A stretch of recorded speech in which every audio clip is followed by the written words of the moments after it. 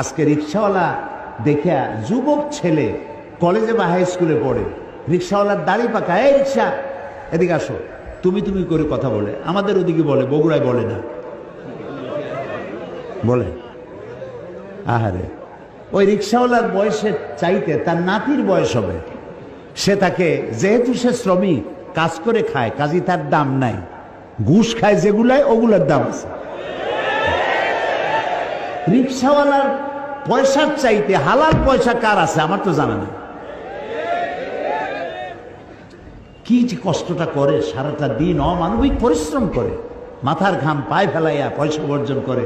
আর তুমি তোমার বয়সে বড়, বাপের বয়সী, দাদার বয়সী, তুমি ছাড়া কথা বলতে পারো না। তোমার লজ্জা হওয়া উচিত। তুমি যুবক, এমএ পাস করেছো, চাকরি বাকরি নাই, বিয়ে একটা করে শ্বশুরের গাড়ি গিয়ে চড়ছো। হাল চাষ করো না, ইজ্জত যাবে।